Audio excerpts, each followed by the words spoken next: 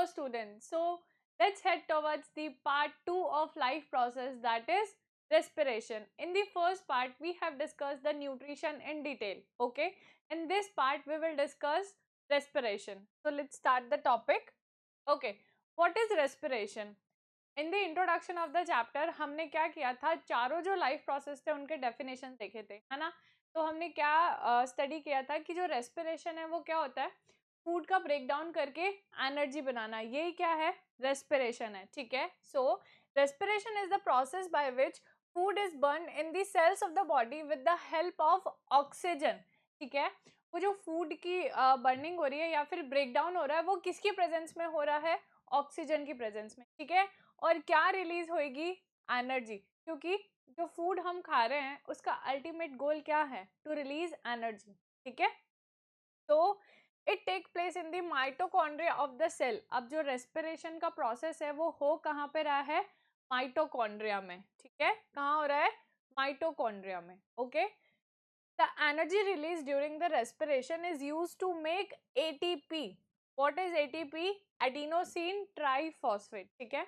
अब देखो क्या हो रहा है, जो एनर्जी बन रही है ना उसको किस फॉर्म में कन्वर्ट कर दिया जाएगा, एटीपी की फॉर्म में, ठीक है। और हमारा एटीपी बनेगा कैसे, so ADP that is adenosine diphosphate, adenosine diphosphate, ठीक है। जब एडिनोसिन डाइफॉस्फेट, डाई मतलब इसके पास में 2 फॉस्फेट है, ठीक है। फिर जब हम इसमें एक और फॉस्फेट ग्रुप ऐड कर देंगे तो अब इसके पास में 3 फॉस्फेट हो चुके हैं, that is adenosine triphosphate, okay.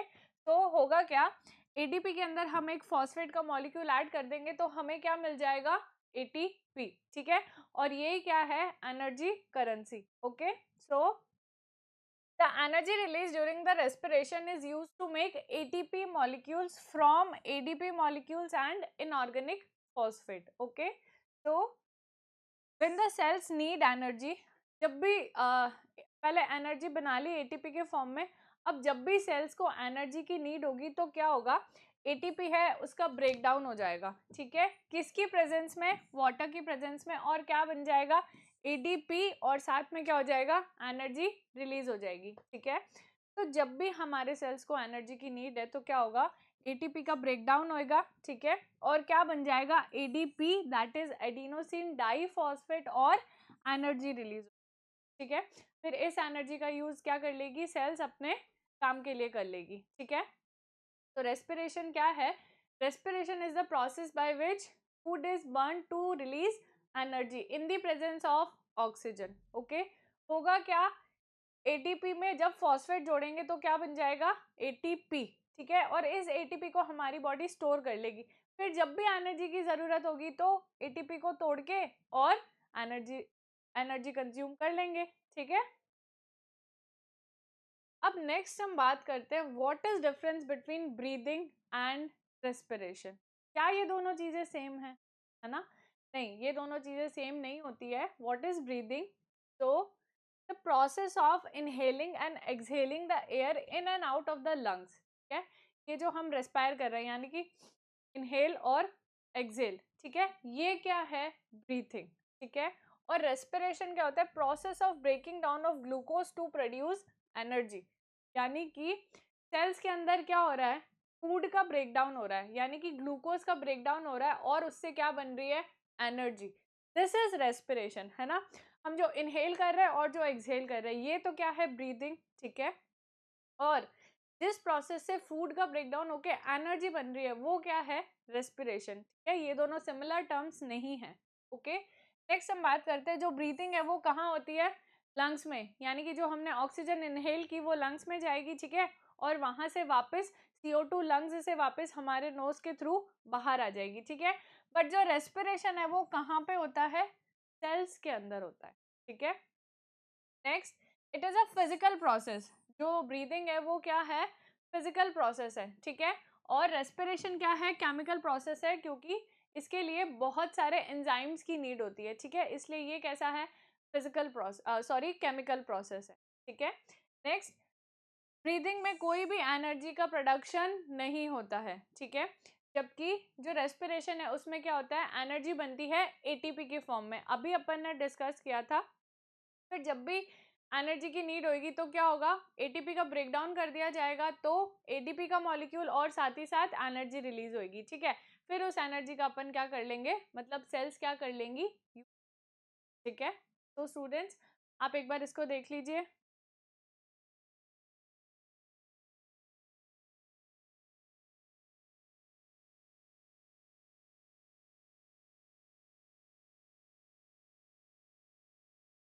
Okay, तो आई होप स्टूडेंट्स आपने देख लिया होगा। नेक्स्ट नेक्स्ट हम बात करते हैं टाइप्स ऑफ रेस्पिरेशन, ठीक है। जो रेस्पिरेशन होता है वो दो टाइप्स का होता है, first is aerobic and the second one is an aerobic, okay, ठीक है। रेस्पिरेशन है दो टाइप्स का, एरोबिक और एन एरोबिक रेस्पिरेशन, ठीक है। अब हम बात करते हैं सबसे पहले व्हाट इज एरोबिक रेस्पिरेशन है, तो क्या होता है, takes place in the presence of oxygen. जो एरोबिक रेस्पिरेशन है वो कहाँ होता है, ऑक्सीजन की प्रेजेंस में होगा, ठीक है। अगर ऑक्सीजन नहीं होगी तो एनारोबिक रेस्पिरेशन नहीं, सॉरी, एरोबिक रेस्पिरेशन नहीं हो पाएगा, ठीक है। It produces more energy. तो एरोबिक रेस्पिरेशन होता है, भाई रेस्पिरेशन क्या है, फूड के ब्रेकडाउन से एनर्जी बन रही है, यही है रेस्पिरेशन, ठीक है। तो एरोबिक रेस्पिरेशन के अंदर ज्यादा एनर्जी बनती है as compare to anaerobic respiration, okay. The end products are carbon dioxide, water and energy, ठीक है।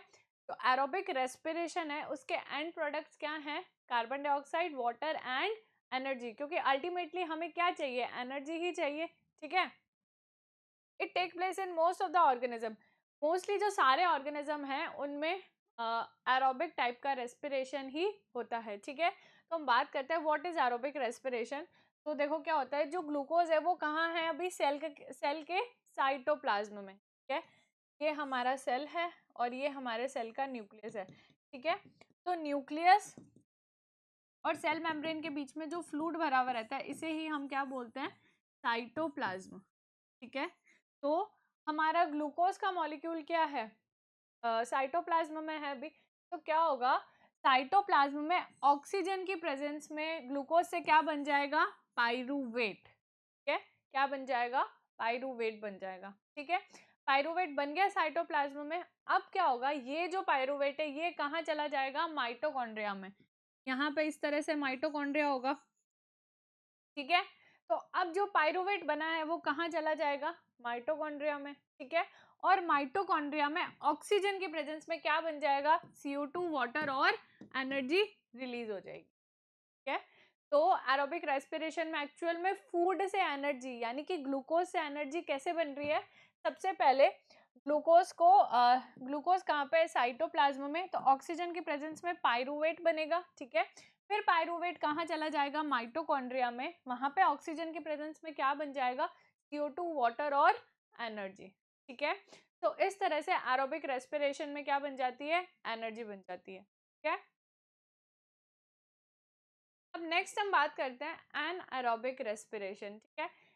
एरोबिक रेस्पिरेशन हो रहा था ऑक्सीजन की प्रेजेंस में, तो एन एरोबिक रेस्पिरेशन हो जाएगा ऑक्सीजन की एब्सेंस में, ठीक है। तो क्या है, takes place in the absence of oxygen, it produces less energy, है ना। एरोबिक रेस्पिरेशन के कंपैरिजन में एन एरोबिक में कम एनर्जी, ठीक है। Next end products are, end products क्या क्या होंगे, लैक्टिक एसिड और ethanol, carbon dioxide and energy, ठीक है। वो अभी हम इक्वेशंस में देख लेंगे कि कैसे बन रहे हैं ये प्रोडक्ट्स। अब जो एनारोबिक रेस्पिरेशन है वो कहाँ होता है, एक तो होता है मसल सेल्स में और एक होता है, ठीक है, यीस्ट क्या है, एक फंजाई है, ठीक है। तो मसल सेल्स यानी कि हमारे अंदर जो मसल्स प्रेजेंट है, तो ये जो लैक्टिक एसिड फर्मेंटेशन है ये क्या होगा, हमारी मसल्स के अंदर होगा, कैसे होगा, जो ग्लूकोज का मॉलिक्यूल है वो अभी अपन ने देखा था साइटोप्लाज्म में है, ठीक है। तो साइटोप्लाज्म में ऑक्सीजन की प्रेजेंस में ये क्या बना लेगा, पाइरूवेट बना लिया, ठीक है। पाइरूवेट बना लिया। अब क्या होगा, मसल सेल्स के अंदर लैक ऑफ ऑक्सीजन, है ना। यहाँ हम बोल रहे हैं लैक यानी कि ऑक्सीजन की कमी है, ऐसा नहीं है कि ऑक्सीजन है ही नहीं, यहाँ पे क्या है, ऑक्सीजन की कमी है ना। तो मतलब जितना अमाउंट में ऑक्सीजन चाहिए उतना अमाउंट में ऑक्सीजन प्रेजेंट नहीं है, ठीक है। तो ऑक्सीजन की कमी में क्या होगा, लैक ऑफ ऑक्सीजन में क्या होगा, लैक्टिक एसिड बन जाएगा, ठीक है। बनना तो क्या चाहिए, कार्बन डाइऑक्साइड, वाटर और एनर्जी, ठीक है। बट यहाँ पे क्या बन जाएगा, लैक्टिक एसिड और एनर्जी बन जाएगी, ठीक है। अब ये जो लैक्टिक एसिड बना है ये क्या होएगा, एक्यूमुलेट हो जाएगा, है ना, एक्यूमुलेट हो जाएगा हमारी मसल्स के अंदर, ठीक है। इसके एक्यूमुलेट होने से क्या आते हैं, क्रैम्प्स, ठीक है। तो जब हम कभी शादी फंक्शंस और में ज़्यादा डांस कर लेते हैं, है ना, तो उस टाइम पे क्या होता है, फिर नेक्स्ट डे क्या होता है, मतलब हाथ पैर बहुत ज़्यादा दर्द करते हैं। वो किस वजह से होता है, क्योंकि वहाँ पे क्या एक्यूमुलेट हो चुका है, लैक्टिक एसिड एक्यूमुलेट हो चुका है, ठीक है। तो लैक्टिक एसिड फर्मेंटेशन क्या है, ग्लूकोज ऑक्सीजन की प्रेजेंस में, पहले साइटोप्लाज्म में पायरूवेट तो बन गया, ठीक है। बट अब मसल सेल्स में क्या है, ऑक्सीजन की कमी है ना, लैक ऑफ ऑक्सीजन है, तो वहां पे क्या बन जाएगा, लैक्टिक एसिड बन जाएगा। बनना तो क्या चाहिए था, CO2 वाटर और एनर्जी, पर यहाँ पे क्या बन रहा है, लैक्टिक एसिड और एनर्जी, ठीक है। तो ये लैक्टिक एसिड एक्यूमुलेट हो जाएगा और ये क्या करता है, फिर क्रैम्प कॉज करता है, ठीक है। नेक्स्ट हम बात करते हैं यीस्ट में, ठीक है। यीस्ट क्या है, एक फंजाई है। तो क्या होगा, ग्लूकोज ग्लूकोज पहले साइटोप्लाज्म में पायरूवेट बना लिया, ठीक है। अब क्या होगा, यीस्ट के अंदर एब्सेंस ऑफ ऑक्सीजन, यहाँ पे क्या है, ऑक्सीजन एब्सेंट है, बिल्कुल भी नहीं है, ठीक है। तो एब्सेंस ऑफ ऑक्सीजन में क्या प्रोडक्ट्स बनेंगे, इथेनॉल, कार्बन डाइऑक्साइड और एनर्जी, ठीक है। अब क्योंकि यहाँ पे प्रोडक्ट क्या बन रहा है, इथेनॉल, इसलिए इसको क्या बोलते हैं, अल्कोहलिक फर्मेंटेशन, ठीक है। और यहाँ पे प्रोडक्ट क्या बन रहा था, लैक्टिक एसिड, इसलिए इसको क्या बोलते हैं, लैक्टिक एसिड फर्मेंटेशन, ठीक है। तो क्या हो रहा है, ग्लूकोज ऑक्सीजन की प्रेजेंस में पहले साइटोप्लाज्म में पायरूवेट बना रहे, यहाँ तक का प्रोसेस जो है वो तीनों रिएक्शंस में सेम है, चाहे वो एनारोबिक हो, चाहे वो लैक्टिक एसिड फर्मेंटेशन हो और चाहे वो अल्कोहलिक फर्मेंटेशन हो, ठीक है। फिर क्या होगा, एब्सेंस ऑफ ऑक्सीजन के अंदर यीस्ट में, है ना, क्या होगा, इथेनॉल, कार्बन डाइऑक्साइड और एनर्जी रिलीज होगी, ठीक है। अब इन दोनों रिएक्शंस में जो एनर्जी रिलीज हो रही है वो as compare to aerobic respiration बहुत कम है, ठीक है। तो ये हमने बात कर ली एनारोबिक रेस्पिरेशन के टाइप्स हो गए, ठीक है, lactic acid fermentation and alcoholic fermentation, okay okay. इनको एक बार हम रिएक्शन फॉर्म में देख लेते हैं। सबसे पहले क्या है, ग्लूकोज, ठीक है, प्रेजेंस ऑफ ऑक्सीजन, साइटोप्लाज्म में क्या बनाएंगे, पायरूवेट, ठीक है। फिर इस रिएक्शन को हमने 3 पार्ट्स में करा था। सबसे पहले अपन ने किया था, अगर प्रेजेंस ऑफ ऑक्सीजन यानी कि एरोबिक, कैसा है ये, एरोबिक रेस्पिरेशन, ठीक है। तो माइटोकॉन्ड्रिया के अंदर क्या होगा, कार्बन डाइऑक्साइड, वाटर और एनर्जी बन, ठीक है।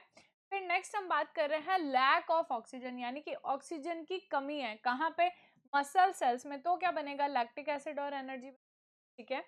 फिर थर्ड हम बात कर रहे हैं एब्सेंस ऑफ ऑक्सीजन की, ऑक्सीजन जो है वो क्या है, एब्सेंट है, ठीक है। तो ये रिएक्शन कहाँ हो रही है, यीस्ट के अंदर, और प्रोडक्ट्स क्या बनेंगे, इथेनॉल, CO2 और एनर्जी, ठीक है। मसल सेल्स में जो रिएक्शन हो रही है उसको हमने क्या बोला था, लैक्टिक एसिड फर्मेंटेशन, और यीस्ट के अंदर जो रिएक्शन हो रही है वो क्या हो जाएगी, अल्कोहलिक फर्मेंटेशन, ठीक है। अब नेक्स्ट हम बात करते हैं कि एडीपी के अंदर एडीपी के अंदर जब फॉस्फेट ग्रुप जुड़ेगा, है ना, तो क्या बन जाएगा, एटीपी बन जाएगा, एडी यानी कि एडिनोसिन डाइफॉस्फेट, 2 फॉस्फेट है, जब इसके अंदर एक और फॉस्फेट जुड़ जाएगा तो ये हो गए 3 फॉस्फेट, एडिनोसिन ट्राइफॉस्फेट, ठीक है। सो एंडोथर्मिक प्रोसेसेस, अब एंडोथर्मिक प्रोसेसेस कौन से होते हैं, जिन रिएक्शंस या जिन प्रोसेसेस को करने के लिए एनर्जी की जरूरत होती है, ठीक है। तो एंडोथर्मिक प्रोसेस तभी स्टार्ट होंगे जब उनको एनर्जी मिलेगी, अगर बाय चांस एनर्जी नहीं मिली तो ये प्रोसेस स्टार्ट नहीं हो पाएंगे, ठीक है। तो endothermic process in the cell then use this ATP. फिर एंडोथर्मिक प्रोसेस क्या कर लेते हैं, एटीपी, एटीपी क्या है, हमारी एनर्जी है, तो एनर्जी का यूज कर लेंगे टू ड्राइव द रिएक्शंस, जो भी उनको काम करना है सेल के अंदर, जो भी रिएक्शंस होनी है उनका यूज कर लेंगे, ठीक है। When the terminal phosphate linkage in the ATP broken down using water, the equivalent energy 30.5 kilojoule per mole is released, ठीक है। अब ये कह रहा है कि जब हम ATP का ब्रेकडाउन करेंगे, जब हम एटीपी को तोड़ेंगे वाटर की प्रेजेंस में तो क्या होगा, हाँ एडीपी बन जाएगा और क्या होगी, एनर्जी रिलीज होगी। वो एनर्जी का अमाउंट कितना है, 30.5 किलो जूल पर मोल। ठीक है, जो एनर्जी रिलीज होगी उसका अमाउंट क्या है, 30.5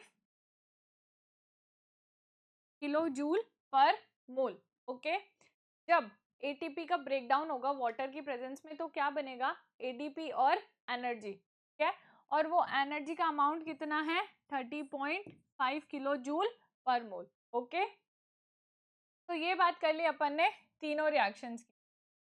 अब अपन देखते हैं what is the difference between aerobic and anaerobic respiration. ठीक है, सो एरोबिक रेस्पिरेशन होता है ऑक्सीजन की प्रेजेंस में और वो होगा ऑक्सीजन की एब्सेंस में। ठीक है, फिर respiratory substrate is completely broken down. Respiratory substrate यानी कि ग्लूकोज, तो ग्लूकोज का क्या हो रहा है, कंप्लीट ब्रेकडाउन हो रहा है, यानी कि CO2 वाटर और एनर्जी ये क्या है, फाइनल प्रोडक्ट्स है, तो कंप्लीट ब्रेकडाउन हो रहा है। जबकि यहाँ पे क्या हो रहा है, इनकम्प्लीट ब्रेकडाउन है ना, क्या बन रहा था, लैक्टिक एसिड और अल्कोहल बन रहा था, तो रेस्पिरेटरी सबस्ट्रेट का इनकम्प्लीट ब्रेकडाउन हो रहा है। ठीक है, रेस्पिरेटरी सबस्ट्रेट क्या है, ग्लूकोज। ठीक है, नेक्स्ट हम बात करते हैं it occur partially in the cytoplasm and partially in the mitochondria, यानी कि जो हाफ ऑफ द रिएक्शन है वो कहाँ हो रही है, साइटोप्लाज्मा में, और बाकी की जो हाफ ऑफ द रिएक्शन है वो कहाँ हो रही है, माइटोकॉन्ड्रिया में, एरोबिक में। ठीक है, पर अगर हम एनारोबिक की बात कर रहे हैं तो रिएक्शन कहाँ होगी, सिर्फ और सिर्फ साइटोप्लाज्म में। ठीक है, फिर एरोबिक रेस्पिरेशन से मोर अमाउंट ऑफ एनर्जी बनती है और इसके अंदर एनारोबिक में लेस अमाउंट ऑफ एनर्जी बनती है। ठीक है, so these are the differences between aerobic and anaerobic respiration. So students just have a look at this slide. Okay, तो आई होप स्टूडेंट्स आपने देख लिया होगा। नेक्स्ट अब हम बात करेंगे रेस्पिरेशन इन ह्यूमंस, कि ह्यूमंस में रेस्पिरेशन कैसे हो रहा है। ठीक है, तो the main organ of the respiratory system are क्या क्या है, नॉस्ट्रिल्स है, फर्स्ट इज नॉस्ट्रिल, उसके बाद nasal cavity, pharynx, larynx, trachea, bronchi, bronchioles, lungs and then diaphragm. ठीक है, देखो क्या हो रहा है, हमारा रेस्पिरेटरी पैसेज कहाँ से स्टार्ट हो रहा है, नॉस्ट्रिल्स, यानी कि जो एक्सटर्नल ओपनिंग है नॉस्ट्रिल्स, फिर नॉस्ट्रिल्स कहाँ ओपन होंगे, नेजल कैविटी में, ये जो है ये क्या है, नेजल कैविटी या नेजल पैसेज। ठीक है, फिर नेजल कैविटी कहाँ ओपन होएगी, फेरिंग्स में। फेरिंग्स क्या है, देखो ये है हमारी नेजल कैविटी, ठीक है, और ये है हमारी माउथ की ओपनिंग, तो ये है ओरल कैविटी। माउथ के अंदर जो कैविटी है वो कौन सी है, ओरल कैविटी, और नोज के अंदर जो कैविटी है वो कौन सी है, नेजल कैविटी। ठीक है, तो ओरल कैविटी और नेजल कैविटी दोनों एक कॉमन स्पेस में खुलते हैं, उस स्पेस का नाम क्या है, फेरिंग्स। ठीक है, तो नेजल कैविटी कहाँ ओपन होएगी, फेरिंग्स के अंदर। फेरिंग्स के बाद कौन सा ऑर्गन आएगा, लैरिंग्स। ठीक है, फिर लैरिंग्स कहाँ ओपन हो जाएगी, ट्रेकिया में। ये जो हमें पाइप फील हो रही है ना, ये देखो ये वाली पाइप, ये क्या है, ट्रेकिया। ठीक है, उसके बाद में ट्रेकिया, ट्रेकिया आगे दो पार्ट्स में डिवाइड हो जाएगी। ठीक है, ये डिवाइड होके क्या बना लेगी, ब्रोंकाई। ओके, ठीक है, फिर ब्रोंकाई आगे फर्दर डिवाइड होगी ब्रोंक्यूल्स में। ठीक है, ब्रोंक्यूल्स आगे डिवाइड होंगे, जैसे कि ये है। ठीक है, ब्रोंक्यूल्स आगे फर्दर बलून लाइक बहुत सारी स्ट्रक्चर्स होगी, उनमें डिवाइड होगी, उनको हमने क्या बोला है, एल्वियोलाई। ठीक है, तो पैसेज क्या है हमारा, सबसे पहले नॉस्ट्रिल्स, नॉस्ट्रिल्स के बाद में नेजल कैविटी, नेजल कैविटी के बाद में फेरिंग्स, लैरिंग्स, फिर लैरिंग्स के बाद में ट्रेकिया, ट्रेकिया के बाद में ब्रोंकाई, ब्रोंकाई लंग्स के अंदर जाके किस में डिवाइड हो जाएगी, ब्रोंक्यूल्स में, और ब्रोंक्यूल्स आगे फर्दर किस में डिवाइड हो जाएगी, एल्वियोलाई में। ठीक है, तो ये क्या है, हमारे रेस्पिरेटरी सिस्टम के मेन ऑर्गन्स हैं। ठीक है, और जो डायफ्राम है वो कहाँ प्रेजेंट होता है, लंग्स के नीचे, इस तरह से, है ना। ये जो हमें रेड कलर की स्ट्रक्चर दिख रही है ये वाली, ये क्या है, डायफ्राम है। ठीक है, ओके, नेक्स्ट हम बात करते हैं कि अब ह्यूमंस में रेस्पिरेशन होता कैसे है। ठीक है, तो क्या होगा, सबसे पहले एयर एंटर करेगी नॉस्ट्रल्स के थ्रू। ठीक है, एयर एंटर करी नॉस्ट्रल्स के थ्रू, फिर वो कहाँ जाएगी, नेजल कैविटी में, उसके बाद वो कहाँ जाएगी, फेरिंग्स में, फिर कहाँ जाएगी, लैरिंग्स में, ठीक है। लैरिंग्स को हम क्या बोलते हैं, वॉइस बॉक्स भी बोलते हैं, ठीक है। लैरिंग्स को हम क्या बोलते हैं, वॉइस बॉक्स, ठीक है, जो एक्चुअल में साउंड प्रोडक्शन हो रहा है, क्योंकि जो हमारे वोकल कॉर्ड्स है वो कहाँ प्रेजेंट है, लैरिंग्स में, तो जो साउंड प्रोडक्शन हो रहा है वो कहाँ होगा, लैरिंग्स में, इसलिए लैरिंग्स को क्या बोलते हैं, वॉइस बॉक्स, ठीक है।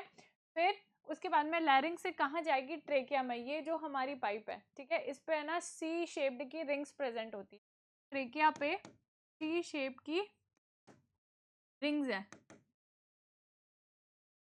ठीक है।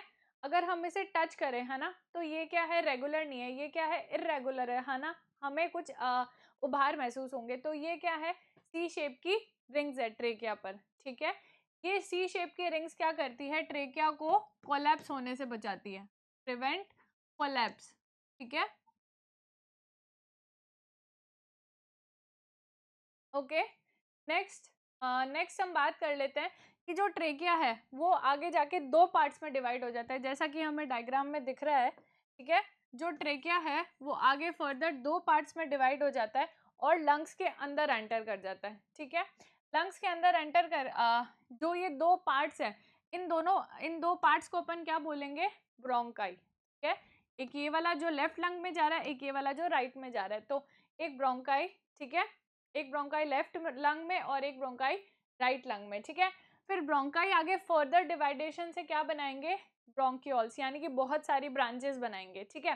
फिर ये जो ब्रांचेस है ये किस में एंड होगी, बलून लाइक स्ट्रक्चर, जिनको अपन क्या बोल रहे हैं, एल्वियोलाई, ठीक है। तो होगा क्या, the bronchi divide into smaller tubes called bronchioles, ठीक है। ब्रोंकाई लंग्स के अंदर एंटर करी, उसके बाद में वो आगे बहुत सारी फर्दर ब्रांचेस में डिवाइड होगी, जिनको अपन ने क्या बोला है, ब्रोंक्यूल्स, ठीक है। With which end up in tiny sac called alveoli, ठीक है। वो किस में खत्म हो रहे हैं, एल्वियोलाई के अंदर, ये क्या है, सैक या फिर बलून लाइक स्ट्रक्चर्स है, ठीक है। The alveoli is supplied with blood vessel through which exchange of gases take place, ठीक है। अब देखो इस वाले डायग्राम पे आते हैं, ये क्या है, हमारी एल्वियोलाई, यानी कि जो ये वाली स्ट्रक्चर है वही ये है, ठीक है। तो ये एल्वियोलाई है, एल्वियोलाई के पास हम देख सकते हैं बहुत सारी आर्टरीज और वेन्स है, यानी कि ब्लड सप्लाई है, बहुत सारी ब्लड वेसल्स है, ठीक है। तो अगर हम एक एल्वियोलाई का सेक्शन लेते हैं तो इसके पास ये ब्लड वेसल है, ठीक है। ब्लड वेसल के अंदर क्या होगा, ब्लड होगा, ठीक है। तो होगा क्या, जो ऑक्सीजन ठीक है, एयर नेजल पैसेज के थ्रू हमारे पास क्या आ गई, ऑक्सीजन आ गई एल्वियोलाई के अंदर, ठीक है। और यहाँ पे क्या है, हमारी ये ब्लड वेसल है, कैपिलरी है, ठीक है। तो होगा क्या, ऑक्सीजन एल्वियोलाई से कहाँ चली जाएगी, ब्लड वेसल के अंदर, ठीक है।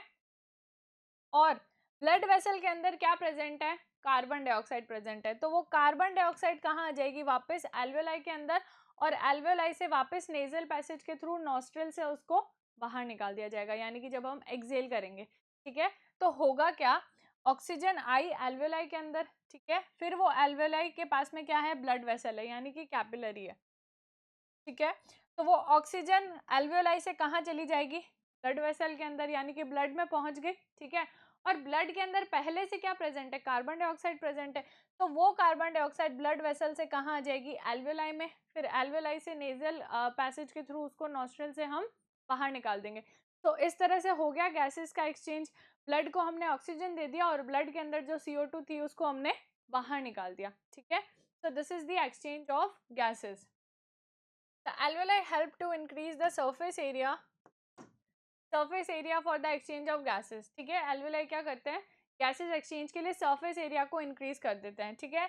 alveoli का सरफेस एरिया कितना है, 80 मीटर स्क्वायर। अगर मैं alveoli को एक्सटेंड करूँ, है ना, तो उसका सरफेस एरिया कितना आएगा, 80 मीटर स्क्वायर, ठीक है। तो एक्सचेंज ऑफ गैसेस कैसे हो रहा है, सबसे पहले नॉस्ट्रल्स के बाद में नेजल कैविटी, फिर फेरिंग्स, लैरिंग्स, ट्रेकिया आगे दो पार्ट्स में डिवाइड होगी, ब्रोंकाई आगे फर्दर ब्रांचेस में डिवाइड होंगे, जिनको हमने बोला है ब्रोंक्यूल्स, और जो ब्रोंक्यूल्स है वो आगे बलून लाइक स्ट्रक्चर्स में डिवाइड होंगे, जिनको हमने बोला है एल्वियोलाई। अब जो रियल में जो गैसेस एक्सचेंज है वो कहाँ पे हो रहा है, एल्वियोलाई के अंदर, ठीक है। तो एल्वेलाई के पास में क्या है, बहुत सारी ब्लड वेसल्स हैं, तो ऑक्सीजन कहाँ चली जाएगी, एल्वेलाई से ब्लड वेसल में, और जो कार्बन डाइऑक्साइड है वो कहाँ आ जाएगी, ब्लड वेसल से एल्वेलाई में। तो इस तरह से गैसेस एक्सचेंज हो जाएगा, ठीक है। सो स्टूडेंट्स आप एक बार इसको देख लीजिए।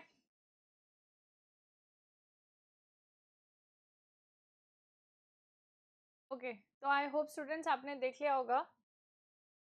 तो our next topic is respiratory pigment, ठीक है। तो रेस्पिरेटरी पिगमेंट क्या होता है, ठीक है। वैसे तो हमने पढ़ रखा है कि गैसेस एक्सचेंज वो कैसे होता है, डिफ्यूजन के थ्रू, है ना। यानी कि जो मॉलिक्यूल्स है वो कहाँ से कहाँ मूव करते हैं, from their higher concentration to lower concentration, है ना। बट जो बड़े मतलब जो मल्टी सेलुलर कॉम्प्लेक्स ऑर्गेनिजम्स है, अगर उनके अंदर डिफ्यूजन के थ्रू अगर गैसेस एक्सचेंज या कोई भी प्रोसेस होने लगे तो उसमें सालों लग जाएंगे, हाँ। बट हमें तो क्या करना है, ऑक्सीजन और कार्बन डाइऑक्साइड, सॉरी ऑक्सीजन का ट्रांसपोर्ट बहुत ही फास्ट करना है ना। तो उसके लिए हमारे पास क्या है, रेस्पिरेटरी पिगमेंट, ठीक है। So respiratory pigment take up oxygen from the air in the lungs and carry it to the tissue. तो रेस्पिरेटरी पिगमेंट क्या करते हैं, ऑक्सीजन को लेंगे, ठीक है, लंग्स से ऑक्सीजन को ले लिया, अभी हमने करवाया था, ठीक है। जो हमारी लास्ट वाली स्लाइड्स थी उसमें हमने गैसेस एक्सचेंज देखा था कि एल्वेलाई से जो ऑक्सीजन है वो कहाँ आ गई है, ब्लड वेसल के अंदर, और ब्लड वेसल के अंदर क्या है, हमारी रेड ब्लड सेल्स है, ठीक है। तो अब क्या होगा, ऑक्सीजन ले लिया, ठीक है, और उसको कहाँ तक पहुंचा देंगे, जो हमारी रेड ब्लड सेल्स है उनके अंदर क्या होता है, एक हीमोग्लोबिन रेस्पिरेटरी पिगमेंट, ठीक है। रेड ब्लड सेल्स के अंदर क्या है, haemoglobin. Haemoglobin is a respiratory pigment, ठीक है। तो रेस्पिरेटरी पिगमेंट क्या करेगा, ऑक्सीजन को ले लिया, अब उसको कहाँ पे छोड़ देगा, जिन टिश्यूज में ऑक्सीजन की डेफिशिएंसी है ना, या फिर जिन टिश्यूज को ऑक्सीजन की नीड है वहां पे, ठीक है। तो in human being the respiratory pigment is haemoglobin, ठीक है। हीमोग्लोबिन कहाँ प्रेजेंट है, रेड ब्लड सेल्स में, ठीक है। Which has a very high affinity for oxygen, मतलब उसकी जो ऑक्सीजन को अट्रैक्ट करने की, या फिर हम बोल सकते हैं एफिनिटी है ना, जो ऑक्सीजन की तरफ अट्रैक्शन है वो क्या है, बहुत ज्यादा है, ठीक है। तो वो क्या कर लेगा, ऑक्सीजन को अपने साथ में ले लेगा और उसको वहां टिश्यूज में पहुंचा देगा जहां पे उसकी नीड है, ठीक है। This pigment is present in the red blood corpuscles, ठीक है। कार्बन डाइऑक्साइड, ये बात कर ली हमने ऑक्सीजन की, कि ऑक्सीजन का ट्रांसपोर्ट हो रहा है हीमोग्लोबिन के थ्रू। हीमोग्लोबिन कहाँ पे है, रेड ब्लड सेल्स में, ठीक है। अब नेक्स्ट हम बात करते हैं जो कार्बन डाइऑक्साइड है उसका ट्रांसपोर्ट कैसे हो रहा है, ठीक है। तो carbon dioxide is more soluble in water, ठीक है। जो हमारी कार्बन डाइऑक्साइड है वो क्या है, वाटर में ज्यादा सॉल्युबल है। तो क्या होगा, जो कार्बन डाइऑक्साइड का ट्रांसपोर्ट है वो मोस्टली क्या होता है, डिजोल्व फॉर्म में होता है ब्लड के अंदर, ठीक है। ऑक्सीजन का ट्रांसपोर्ट तो किसके थ्रू हो रहा है, हीमोग्लोबिन के थ्रू, और क्योंकि जो कार्बन डाइऑक्साइड है वो वाटर में मोर सॉल्युबल है तो उसका ट्रांसपोर्ट कैसे होगा, डिजोल्व फॉर्म, ठीक है। नेक्स्ट हम बात करते हैं मैकेनिज्म ऑफ ब्रीदिंग, ठीक है। तो मैकेनिज्म कैसे होगी, इनहेलेशन और एक्सहेलेशन, है ना। तो सबसे पहले हम बात करते हैं इनहेलेशन की, ठीक है। जब हम सांस अंदर लेते हैं, ठीक है, तो क्या होता है, जो डायफ्राम की मसल्स हैं, है ना, ये हमारे लंग्स है, लंग्स के नीचे यहाँ पे क्या होता है, इस तरह से एक मस्कुलर बैंड होता है, ठीक है। ये बैंड क्या है, डायफ्राम है, और ये मस्कुलर है यानी कि मसल्स का बना हुआ है, ठीक है। तो होगा क्या, जब हम सांस अंदर ले रहे हैं यानी कि इनहेल कर रहे हैं, तो डायफ्राम की जो मसल्स है वो क्या करेगी, कॉन्ट्रैक्ट करेगी, है ना।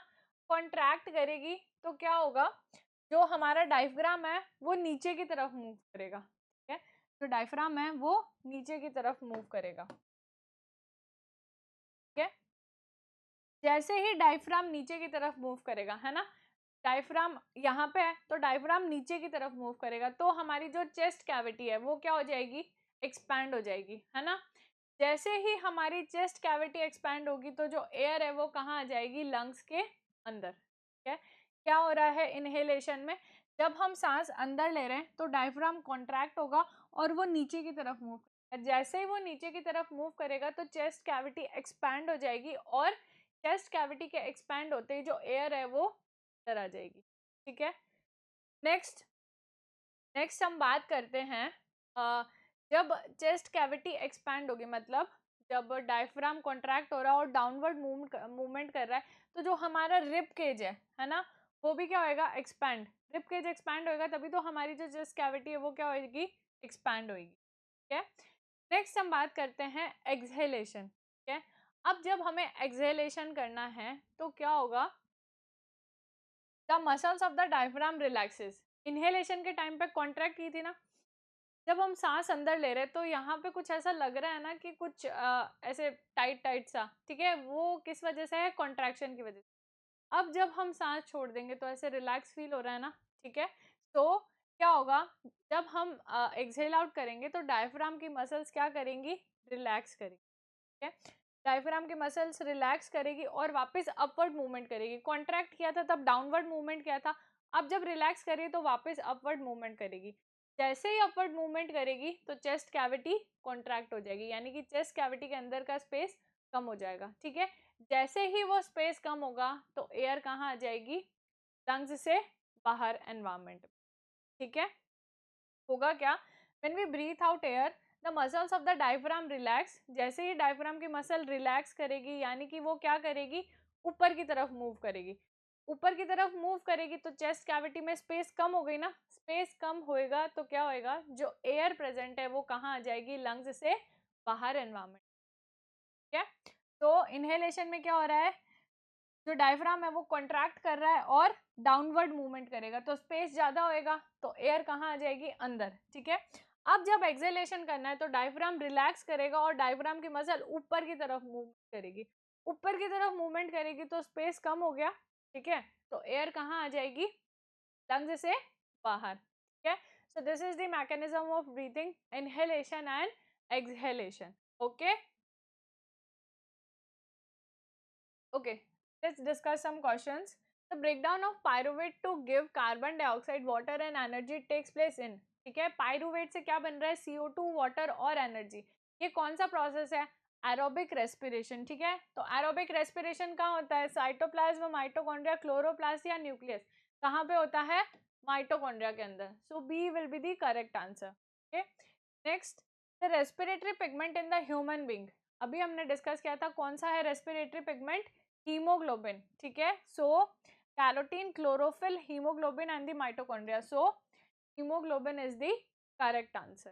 Okay, chlorophyll is the pigment present in plants, है ना, which give parts of the plant green color. ठीक है, कैरोटीन भी क्या है, एक पिगमेंट है जो क्या देता है, ऑरेंज रेड कलर देता है ना, और माइटोकॉन्ड्रिया तो सेल ऑर्गेनल है ही। ठीक है, next question, name the substances whose buildup in the muscle during vigorous physical exercise may cause cramp. ठीक है, ऐसा कौन सा सब्सटेंस है जो हमारे मसल्स में डिपॉजिट हो जाता है और फिर हमें क्रैम्प्स आने लगते हैं, है ना, जब हम बहुत ज़्यादा एक्सरसाइज कर लेते हैं तो क्या होता है, उस टाइम पे क्या प्रोडक्ट्स बनते हैं, लैक्टिक एसिड, है ना। So option A, ethanol, carbon dioxide and energy. क्या ये तो कहाँ पे हो रहा था, यीस्ट के अंदर, यानी कि alcoholic fermentation. Option B is lactic acid and energy. ठीक है, ये क्या है, लैक्टिक एसिड फर्मेंटेशन, यानी कि मसल्स में क्या डिपॉजिट हो रहा था, लैक्टिक एसिड। ओके, तो carbon, option C is carbon dioxide, water and energy, these are the products of aerobic respiration and the second last option is pyruvate. pyruvate तो क्या है, इंटरमीडिएट प्रोडक्ट है ना, तो कौन सा बनेगा, ऑप्शन बी, यानी कि lactic acid and energy. Okay, next हम बात करते हैं, which of the following is the correct pathway of the air during inhalation. जब हम इनहेल कर रहे हैं, यानी कि जब हम सांस अंदर ले रहे हैं तो क्या पाथवे होगा, ऑप्शन ए, सबसे पहले नोज।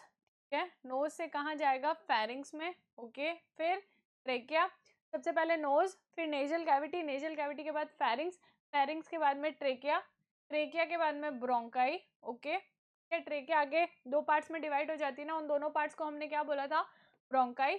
फिर ब्रोंकाई आगे फर्दर ब्रांचेस में डिवाइड हो जाती है जिनको हमने बोला है ब्रोंक्यूल्स, और फिर ब्रोंक्यूल्स आगे बलून लाइक स्ट्रक्चर्स में डिवाइड हो जाती है जो क्या है, एल्वेलाई। तो ऑप्शन ए ही करेक्ट है ना। ऑप्शन, हम बाकी ऑप्शंस भी एनालाइज कर लेते हैं।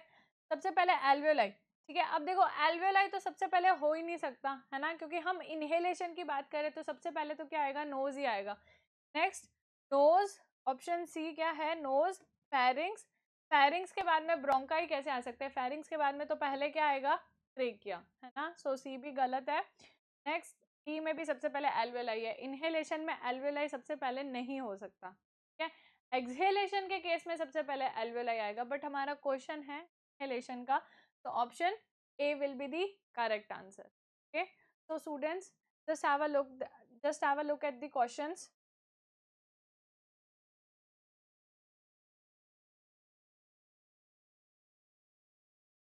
ओके, तो आई होप स्टूडेंट्स आपने देख लिया होगा। ओके, अब हम डिस्कस करेंगे ट्रांसपोर्टेशन, है ना। This is the third life process that is mentioned chapter life process. Okay, हमने न्यूट्रिशन कर लिया, रेस्पिरेशन कर लिया, अब क्या है ट्रांसपोर्टेशन, है ना। तो ट्रांसपोर्टेशन क्या होता है कि जो हमने एनर्जी बनाई है ना, उसको दूसरे बॉडी पार्ट्स तक पहुंचाना तो पड़ेगा, या फिर हमारी बॉडी के अंदर अगर किसी भी सब्सटेंस को एक बॉडी पार्ट से दूसरे बॉडी पार्ट तक पहुंचाना है तो वो किसका काम होगा, ट्रांसपोर्टेशन सिस्टम का, ठीक है। और हमारी बॉडी के अंदर अपन को पता है एक ही फ्लूइड है ना, जिसके थ्रू ट्रांसपोर्ट हो सकता है, कौन सा है वो फ्लूइड, ब्लड, ठीक है। तो हमारी बॉडी के अंदर अगर किसी भी चीज को एक बॉडी पार्ट से दूसरे बॉडी पार्ट तक पहुंचाना है तो वो काम किसका है, ब्लड का, ठीक है। और किसके थ्रू होगा, ट्रांसपोर्टेशन सिस्टम के थ्रू। ट्रांसपोर्ट का मीनिंग क्या होता है, एक जगह से दूसरी जगह पे लेके जाना, ठीक है। तो अगर हमारी बॉडी के अंदर किसी भी सब्सटेंस को एक बॉडी पार्ट से दूसरे बॉडी पार्ट तक ले जाना है तो वो किसके अंदर आ जाएगा, ट्रांसपोर्टेशन सिस्टम के अंदर, ठीक है। The main transport system in human being is the circulatory system. कौन सा सिस्टम है, सर्कुलेटरी सिस्टम, ठीक है।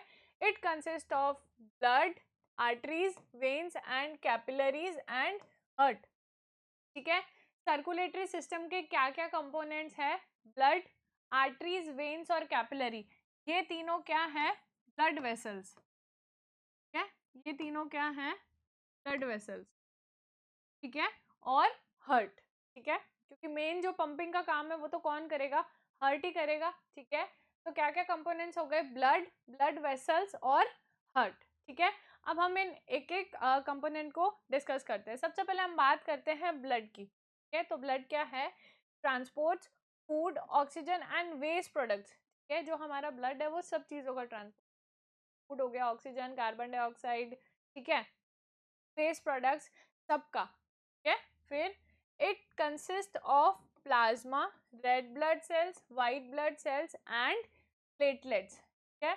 जो हमारा ब्लड है उसके अंदर क्या क्या है, एक तो है प्लाज्मा, ठीक है, और क्या है, आरबीसी यानी कि रेड ब्लड सेल्स, डब्ल्यूबीसी और प्लेटलेट्स, ठीक है। तो जो हमारा ब्लड है उसमें क्या क्या है, प्लाज्मा, आरबीसी, डब्ल्यूबीसी और प्लेटलेट्स, ठीक है।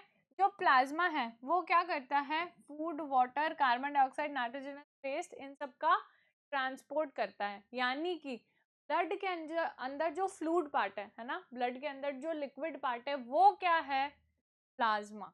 The fluid part of the blood is plasma, ठीक है। तो ट्रांसपोर्ट कौन करेगा ब्लड के अंदर, प्लाज्मा, ठीक है, सब सब्सटेंसेस का, जैसे कि फूड, वाटर और कार्बन डाइऑक्साइड, ठीक है।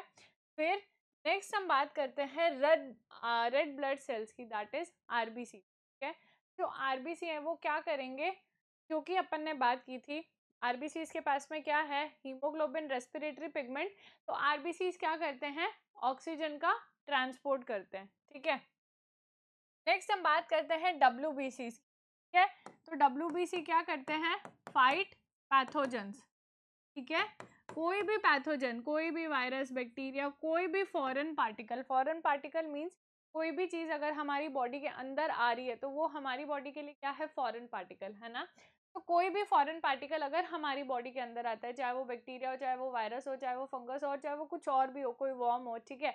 तो उनसे कौन फाइट करेगा, डब्ल्यूबीसी यानी कि वाइट ब्लड सेल्स, ठीक है।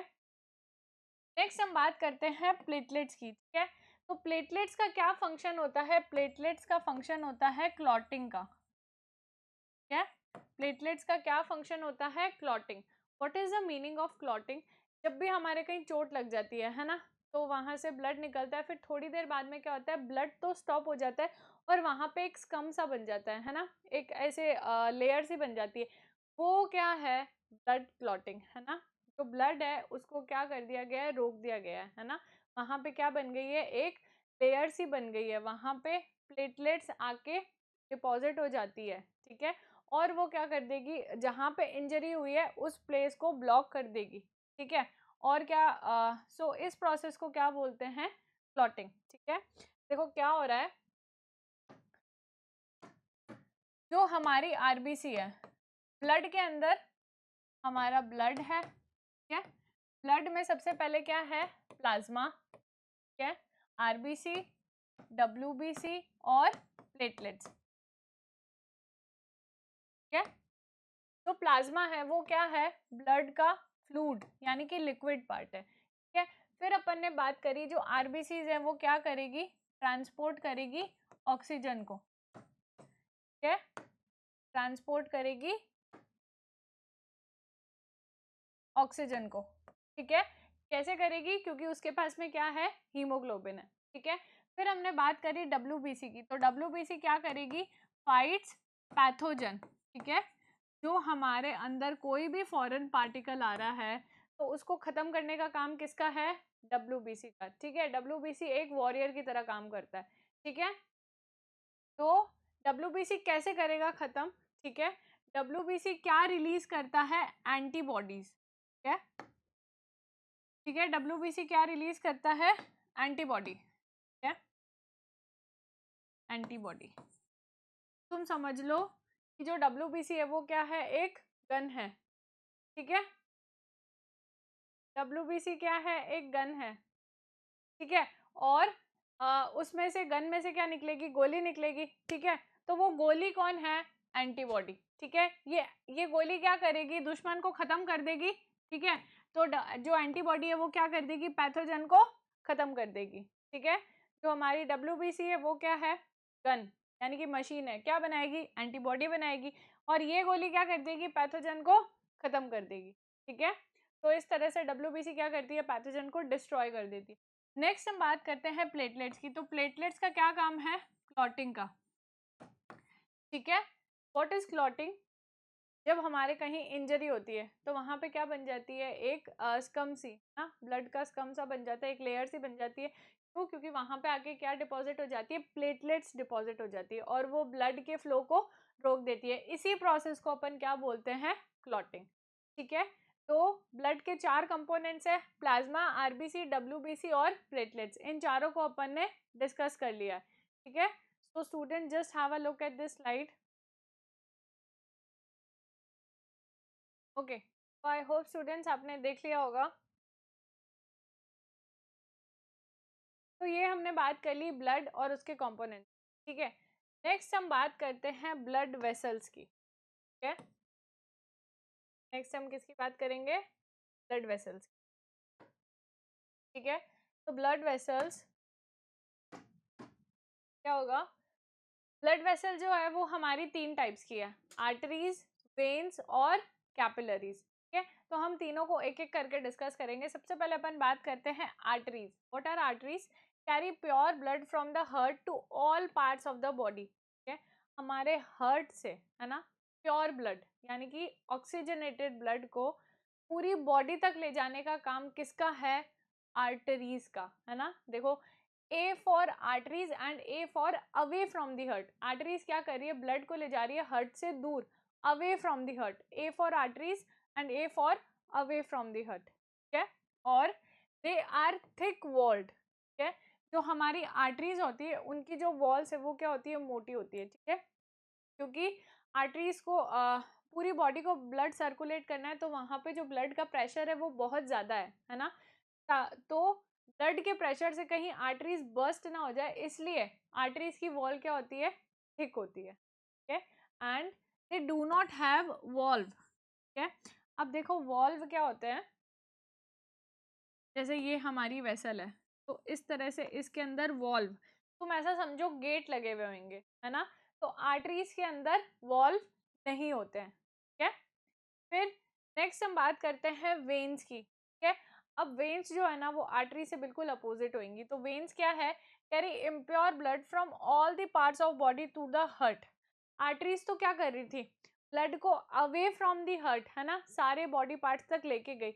अब सारे बॉडी पार्ट से वापस लाने का काम किसका होएगा, वेन्स का, ठीक है। ब्लड को सारे बॉडी पार्ट से वापस लेके आना है, तो ये काम किसका है, वेन्स का, ठीक है। They are thin walled, vein की जो वॉल्स होती है वो क्या होती है, थिन होती है, ठीक है, कि वहां पे ब्लड का इतना ज्यादा प्रेशर नहीं है। और इनके पास क्या होती है, वॉल्व। अब देखो वेन्स क्या कर रही है, जो हमारा ब्लड है उसको लेके आ रही है ना, वापस हार्ट के पास में। तो क्या होगा, ड्यू टू ग्रेविटी, है ना, ग्रेविटेशन फोर्स हमेशा कहाँ लगता है, नीचे की डायरेक्शन में। पर अब जो वेन्स है उनको कहाँ लाना है, पैरों से वापस, है ना, पैरों से वापस हार्ट के पास में लेके आना है। तो इसलिए जो वेन्स है उनमें क्या लगी हुई होंगी, वॉल्व, ठीक है। वॉल्व यानी कि गेट लगे हुए होंगे। जब ब्लड को जाना होगा तब ब्लड चला जाएगा और ये गेट बंद हो जाएंगे, ताकि ब्लड का वापस बैक फ्लो ना हो सके, समझ गए, ठीक है। जैसे ही ब्लड चला जाएगा तो ये गेट बंद हो जाएंगे, ताकि ब्लड वापस पीछे ना आ सके, ठीक है। क्योंकि देखो जो आर्टरीज हैं उनमें तो क्या जा रहा है, ब्लड नीचे ही जा रहा है, यानी कि बॉडी पार्ट्स में ही जा रहा है, तो वो तो क्या है, ग्रेविटेशन की डायरेक्शन में जा रहा है, इसलिए उसमें वॉल्व्स की नीड नहीं है, ठीक है। बट जो हमारी वेन्स है वो क्या कर रही है, वापस ब्लड लेके आ रही है, ठीक है। तो वापस ब्लड लेके आ रही है तो वो क्या है, ग्रेविटेशन फोर्स के एंटी में है ना। तो यहाँ पे क्या है, वॉल्व की नीड है। जैसे ही ब्लड ऊपर चला जाएगा तो वॉल्व क्लोज हो जाएंगे, ताकि ब्लड वापस पीछे ना आ सके, ठीक है। तो ये हो गए आर्टरीज और वेन्स। अब हम नेक्स्ट बात करते हैं कैपिलरीज की। Are very narrow blood vessels which connect arteries and veins together, ठीक है। अब देखो ये क्या है, हमारी आर्टरी और ये है वेन, ठीक है। जो हमारी कैपिलरीज होती है वो क्या होती है, बहुत ही थिन वेसल्स होती है ना, थिन वेसल्स होती है। और ये क्या करेगी, आर्टरी और वेन्स दोनों को आपस में कनेक्ट करेगी, ठीक है। तो आर्टरीज और वेन को कौन कनेक्ट कर रहा है, कैपिलरीज। कैपिलरीज क्या है, बहुत ही थिन ब्लड वेसल्स, ठीक है। और जो एक्चुअल में एक्सचेंज हो रहा है, अपन ने बात करी थी ना कि ब्लड ट्रांसपोर्ट करेगा और एक्सचेंज हो जाएगा सब्सटेंसेस का, फूड, वाटर, है ना, और एनर्जी और ऑक्सीजन, कार्बन डाइऑक्साइड, तो इन सबका ट्रांसपोर्ट, है ना, तो इन सबका एक्सचेंज, सॉरी, ट्रांसपोर्ट तो कौन कर रहा है, ब्लड ही कर रहा है, बट इन सब्सटेंसेस का एक्सचेंज कहाँ होगा, एक्चुअल में इन सब्सटेंसेस का एक्सचेंज होगा कैपिलरीज, ठीक है। कैपिलरीज उनको क्या कर देगी, जहाँ जिन टिश्यूज में जरूरत होगी वहां पे रिलीज कर देगी और वहां से वेस्ट प्रोडक्ट्स को वापस कलेक्ट कर लेगी, ठीक है। तो the exchange of food, water, oxygen, carbon dioxide, etc. between the blood and the cell takes place through the capillaries, ठीक है। तो एक्चुअल में एक्सचेंज हो रहा है ब्लड और सेल्स के बीच में, वो किसके थ्रू हो रहा है, कैपिलरीज के थ्रू हो रहा है, ठीक है। तो हमारी 3 ब्लड वेसल्स हो गई, आर्टरीज, जो ए for arteries, A for away, carry blood away from the heart, ठीक है। नेक्स्ट हो गई वेन्स, वो क्या करेगी, सारे बॉडी पार्ट से वापस ब्लड को कलेक्ट करके लाएगी। नेक्स्ट हम बात कर रहे हैं कैपिलरीज की। कैपिलरीज क्या है, नैरो ब्लड वेसल्स है, और ये क्या करेगी, तो एक्चुअल एक्सचेंज है वो कहाँ पे होगा, कैपिलरीज से, ठीक है। सेल और ब्लड के बीच में जो एक्चुअल एक्सचेंज होना है वो किसके थ्रू होगा, कैपिलरीज के, ठीक है। और कैपिलरीज क्या करती है, आर्टरी और वेन को कनेक्ट करती है, ठीक है।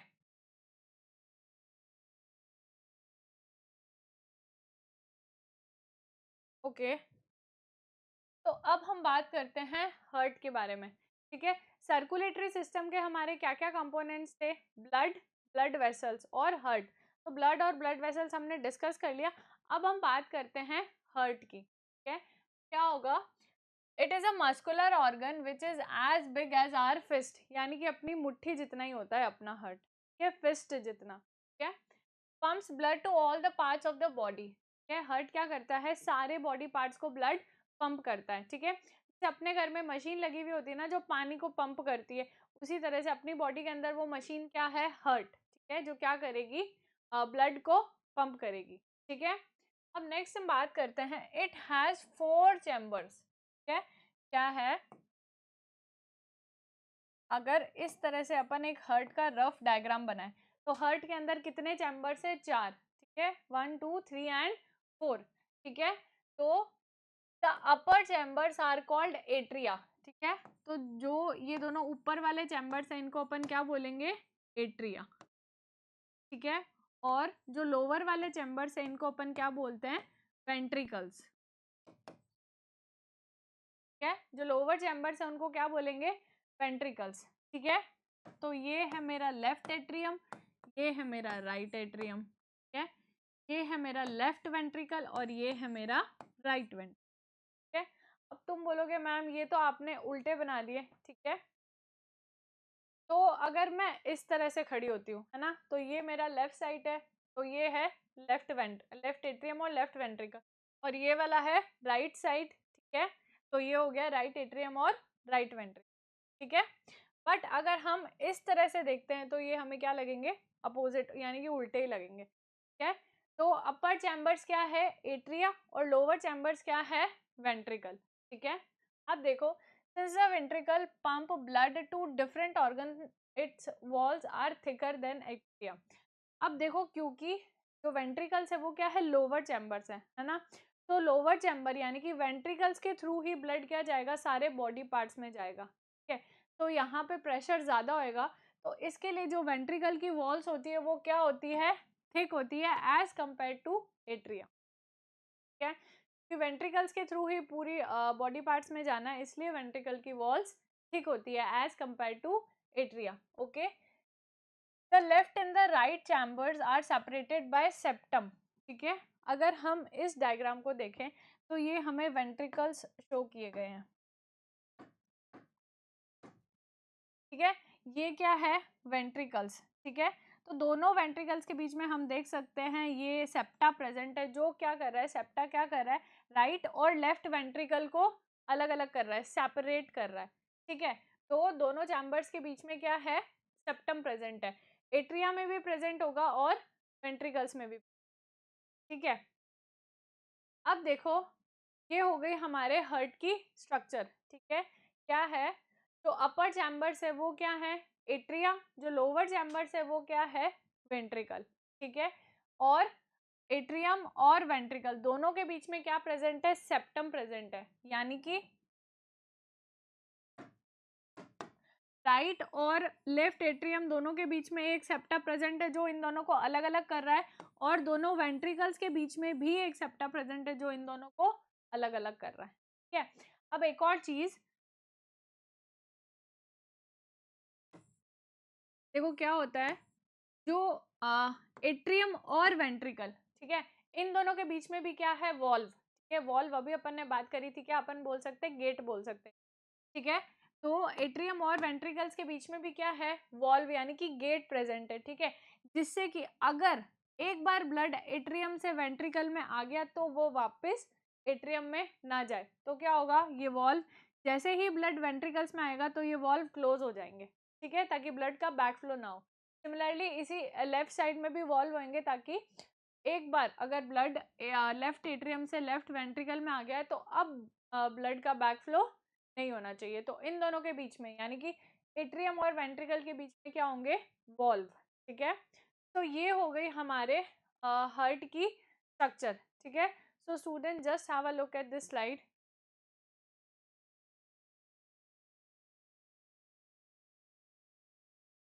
ओके, तो आई होप स्टूडेंट आपने देख लिया होगा। ओके, नेक्स्ट हम बात करने वाले हैं वर्किंग ऑफ द हार्ट, है ना, कि एक्चुअल में जो सर्कुलेशन हो रहा है ना, ब्लड इधर ब्लड का सर्कुलेशन, यानी कि जो ब्लड का ट्रांसपोर्ट हो रहा है वो एक्चुअल में हो कैसे रहा है, ठीक है। तो क्या हो रहा है? पहले हम हार्ट का ये रफ वाला ये एक डायग्राम बना लेते हैं इधर, ठीक है, इस तरह से, ठीक है। तो ये हमारा लेफ्ट साइड है और ये हमारा राइट साइड है, ओके। तो देखो क्या होगा? when the left atrium relaxes, oxygenated from the lung flows into it through the अच्छा, अब एक चीज, ठीक है, ब्लड वेसल्स के बारे में एक चीज हम पहले डिस्कस कर लेते हैं। सबसे लार्जेस्ट आर्टरी कौन सी है? ठीक है, लार्जेस्ट वेन कौन सी है, ठीक है, और ऐसी आर्टरी जो क्या कर रही है, डीऑक्सीजनेटेड ब्लड कैरी कर रही है, artery which carry deoxygenated blood, ठीक है, और when which carry oxygenated blood, ठीक है। देखो जो आर्टरीज होती है ना उनमें हमेशा ऑक्सीजनेटेड ब्लड ही फ्लो करता है, बट सिर्फ एक आर्टरी है जिसके अंदर क्या होगा, डीऑक्सीजनेटेड ब्लड फ्लो होगा, ठीक है, और जो वेन है उनके अंदर हमेशा क्या होता है, डीऑक्सीजनेटेड ब्लड, बट सिर्फ एक वेन है जिसके अंदर ऑक्सीजनेटेड ब्लड फ्लो होगा, ठीक है। तो सबसे पहले हम बात करते हैं लार्जेस्ट आर्टरी कौन सी है, आयोटा, ठीक है। लार्जेस्ट वेन कौन सी है, वेना कैवा, ठीक है, वेना कैवा, ठीक है। उसके बाद में आर्टरी जो क्या कर रही है, डीऑक्सीजनेटेड ब्लड को लेके जा रही है, वो कौन सी है, पल्मोनरी आर्टरी, ठीक है, वो कौन सी है, पल्मोनरी आर्टरी, ठीक है। और वेन जो ऑक्सीजनेटेड ब्लड को लेके जा रही है वो कौन सी है, पल्मोनरी वेन। ये सब क्या बातें हो रही है हमें अभी नेक्स्ट 5 मिनट्स में समझ आ जाएगा, ठीक है।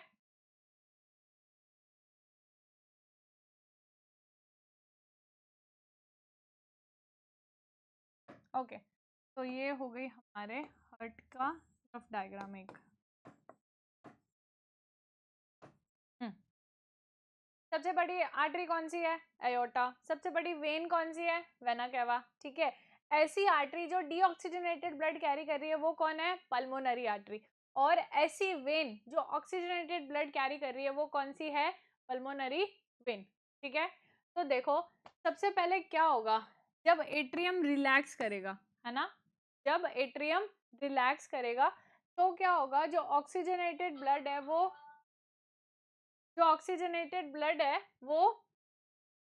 Flow from lungs through the pulmonary vein, ठीक है। क्या होगा, लंग्स, है ना, लंग्स के थ्रू जो ऑक्सीजनेटेड ब्लड है वो कहाँ आ जाएगा, लेफ्ट एट्रियम में, ठीक है।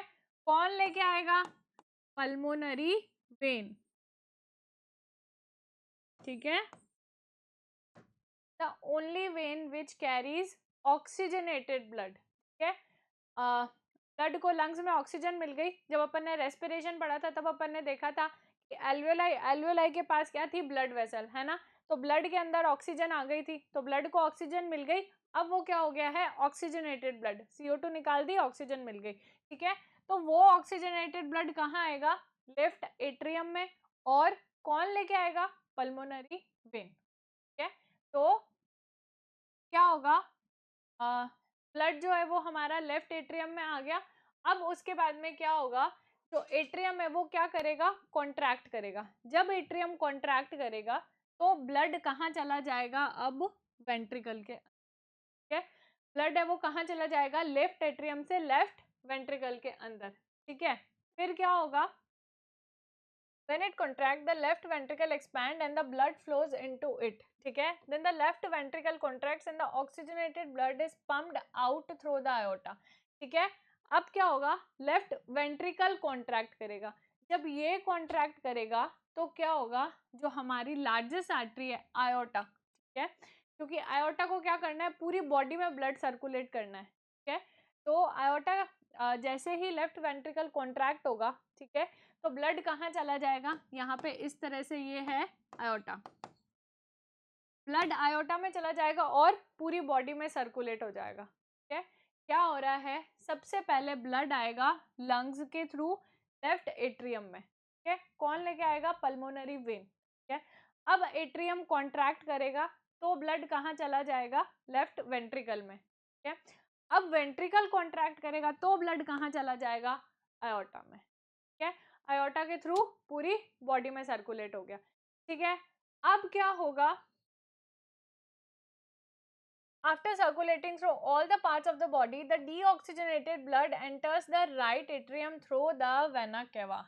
ठीक है, अब देखो क्या हो रहा है, जो पूरी बॉडी में ब्लड सर्कुलेट हो गया, यानी कि अब ब्लड कैसा हो चुका है, डीऑक्सीजनेटेड, यानी कि ऑक्सीजन तो ब्लड में से निकल गई, अब कौन ऐड हो गया है, CO2. ठीक है, तो एडिशन CO2 के एडिशन की वजह से हमारा जो ब्लड है वो कैसा हो गया है, डीऑक्सीजनेटेड. ठीक है, तो अब डीऑक्सीजनेटेड ब्लड कहाँ आएगा, राइट एट्रियम में. ठीक है, कौन लेके आएगा, वेना केवा. ठीक है, डीऑक्सीजनेटेड ब्लड कहाँ आ चुका है, राइट एट्रियम में, कौन लेके आएगा, वेना केवा. ठीक है, अब राइट एट्रियम कॉन्ट्रैक्ट करेगा. ठीक है, तो कहाँ चला जाएगा एट्रियम से ब्लड, राइट वेंट्रिकल में.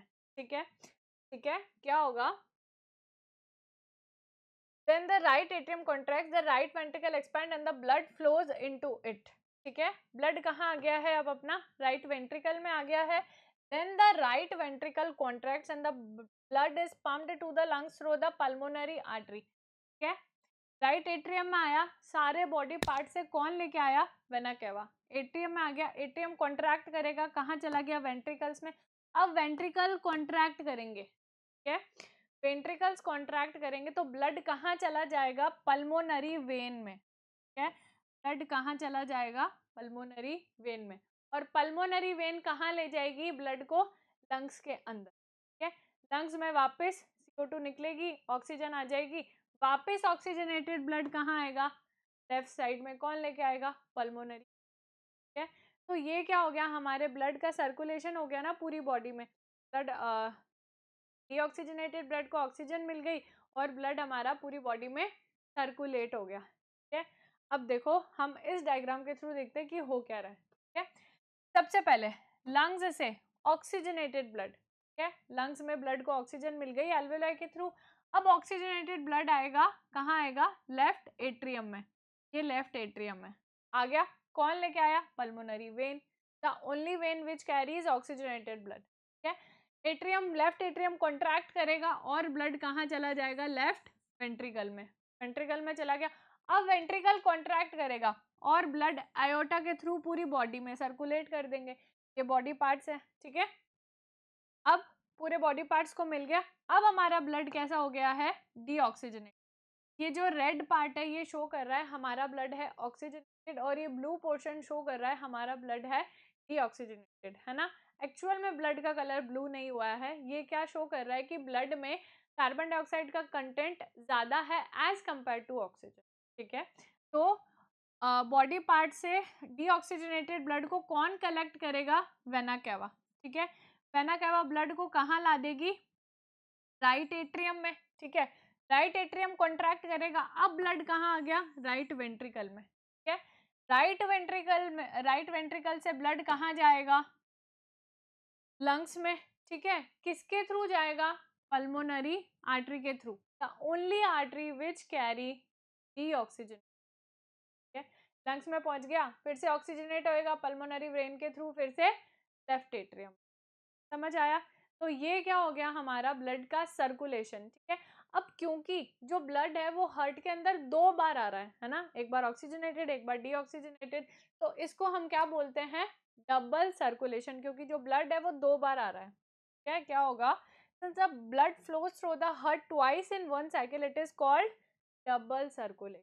कि ब्लड 2 बार आ रहा है इसलिए double circulation. Okay, so students just have a look at this slide. Okay, तो आई होप स्टूडेंट्स आपने देख लिया होगा. तो ये हमने कर लिया सर्कुलेशन ऑफ ब्लड. ठीक है, ओके, नेक्स्ट हम बात करते हैं lymph. What is lymph, it is a colourless fluid present in the intercellular spaces. Intercellular means जो सेल्स है उनके बीच में जो स्पेसेस है वो क्या है, इंटरसेल्युलर. इंटर मतलब दो अलग अलग, है ना, दो अलग अलग सेल्स के बीच में जो स्पेस है वो क्या हो जाएगा, इंटरसेल्युलर स्पेस. ठीक है, through the pores present in the walls of the capillaries some amount of plasma. ठीक है, अपन ने बात करी थी अपनी 3 तरह की ब्लड वेसल्स है, आर्टरीज, वेन्स और कैपिलरीज. ठीक है, तो जो हमारी कैपिलरीज होती है उनके अंदर क्या होते हैं, पोर्स, है ना, छोटे छोटे होल्स होते हैं. ठीक है, तो इन होल्स के थ्रू क्या होता है, जो प्लाज्मा और कुछ प्रोटीन्स, ठीक है, क्योंकि ब्लड के अंदर प्रोटीन प्रेजेंट है, तो प्लाज्मा और कुछ प्रोटीन्स क्या होंगे, इंटरसेल्युलर यानी कि सेल्स के बीच में जो स्पेस है वहां पे आ जाएंगे। क्या होगा, जो कैपिलरीज है उनके अंदर पोर्स है, कैपिलरीज के अंदर क्या फ्लो हो रहा है, ब्लड, ठीक है। तो क्या होगा, जो प्लाज्मा है, ब्लड के अंदर प्लाज्मा है, सेल्स है, प्रोटीन्स है, तो क्या होगा, ब्लड में से, है ना, प्लाज्मा और कुछ प्रोटीन्स और कुछ सेल्स, ना जो साइज में छोटी हैं वो सेल्स क्या होएगा, इंटरसेल्युलर स्पेसेस में आ जाएंगी, ठीक है। और escape into the intercellular spaces in the tissues to form the tissue fluid और lymph, ठीक है। तो ये क्या है, मतलब प्लाज्मा, ब्लड वेसल्स और सम अमाउंट ऑफ प्रोटीन, ये क्या आ जाएंगे, इंटरसेल्युलर स्पेस में आ जाएंगे और क्या बना लेंगे, टिश्यू फ्लूइड या फिर lymph, ठीक है। It is similar to the plasma of the blood but colorless and contains less protein, ठीक है। इसका जो कॉन्स्टिट्यूशन है वो कैसा है, ऑलमोस्ट ब्लड जैसा ही है, बट क्या डिफरेंस है, जो हमारा लिम्फ है वो कैसा है, कलरलेस, बट जो हमारा ब्लड है वो कौन से कलर का है, रेड कलर, ठीक है। और अगर हम ब्लड से कंपेयर करें तो लिम्फ के अंदर, है ना, जो प्रोटीन का अमाउंट है वो क्या होगा, कम होगा, ठीक है। फिर lymph drain into the lymphatic capillaries which form lymph vessels and join into large vein। अब जो हमारा ब्लड है वो ब्लड वेसल्स में फ्लो होता है, ठीक है। तो वैसे ही जो हमारा लिम्फ है ना, जो लिम्फ बना है वो कहाँ चला जाएगा, लिम्फ कैपिलरी, ये जो ग्रीन कलर की स्ट्रक्चर दिख रही है ना, कि बीच बीच में जो येलो कलर का सब्सटेंस है,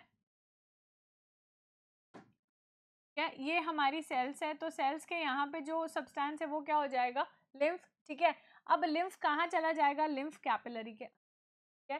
फिर लिम्फ कैपिलरीज आगे क्या बनाएंगी, ठीक है, ये बहुत सारे लिम्फ कैपिलरीज ज्वाइन होके क्या बना लेगी, लिम्फ वेसल, ठीक है। और लिम्फ वेसल आगे जाके किस में खुल जाएगी, वेन्स में, ठीक है। क्या हो रहा है, जो लिम्फ है वो कहाँ जाएगा, लिम्फेटिक कैपिलरी के अंदर, लिम्फेटिक कैपिलरी से लिम्फ वेसल के अंदर और लिम्फ वेसल से वेन्स के अंदर, ठीक है। lymph transport digested fats and drain excessive fluid from intercellular spaces back into blood, ठीक है।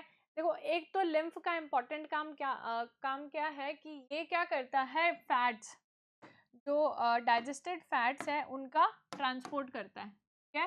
ट्रांसपोर्ट डाइजेस्टेड फैट और ब्लड के अंदर, सॉरी, इंटरसेल्युलर स्पेसेस में जो एक्स्ट्रा अमाउंट में सब्सटेंसेस प्रेजेंट है उनको क्या कर देगा, वापस ब्लड में डाल देगा, क्योंकि लिम्फ अल्टीमेटली आके कहाँ मिल रहा है, वेन्स में मिल रहा है, वेन्स में क्या है, ब्लड ही तो है, ठीक है। तो इंट्रासेल्युलर स्पेसेस में जो एक्स्ट्रा अमाउंट में सब्सटेंसेस है उनको वापस कहाँ डाल देगा, ब्लड के अंदर, ठीक है। It contains lymphocytes which kill germs and protects the body। lymphocytes क्या होते हैं, WBCs, ठीक है। देखो जो RBCs हैं, ठीक है, WBCs हैं, और हमारे पास क्या है, प्लेटलेट, ठीक है। जो RBCs होते हैं इनको अपन क्या बोलते हैं, इरिथ्रो, RBCs को अपन क्या बोलते हैं, इरिथ्रोसाइट्स, ठीक है। WBCs को क्या बोलते हैं, लिम्फोसाइट्स, ठीक है। आरबीसी को बोलते हैं अपन ल्यूकोसाइट्स, और आरबीसी का एक टाइप होता है, ठीक है। बहुत सारे टाइप्स के आरबीसीज होते हैं, उनमें से एक टाइप है लिम्फोसाइट्स, ठीक है। लिम्फोसाइट्स हो गए, मोनोसाइट्स हो गए, इओसिनोफिल, बेजोफिल, ये सब क्या है, टाइप्स ऑफ डब्ल्यूबीसीज है, ठीक है। तो डब्ल्यूबीसीज को अपन क्या बोलते हैं, ल्यूकोसाइट्स, ठीक है। और प्लेटलेट्स को अपन क्या बोलते हैं, थ्रोम्बोसाइट्स, ठीक है। तो आरबीसीज को क्या बोलते हैं, एरिथ्रोसाइट्स, डब्ल्यूबीसीज को क्या बोलते हैं, ल्यूकोसाइट्स, और प्लेटलेट्स को क्या बोलते हैं, थ्रोम्बोसाइट्स। तो lymphocytes are a type of WBC. जब अपन ने डब्ल्यूबीसी का फंक्शन किया था तब भी अपन ने ये डिस्कस किया था कि ये क्या करते हैं, फॉरेन पार्टिकल को डिस्ट्रॉय करते हैं with the help of antibody, ठीक है। तो lymphocyte which kill the germ and protects the body, ठीक है। लिम्फोसाइट्स क्या करेंगे, जर्म्स को किल कर देंगे और हमारी बॉडी को प्रोटेक्ट करेंगे, ठीक है। So student, just have a look at this slide.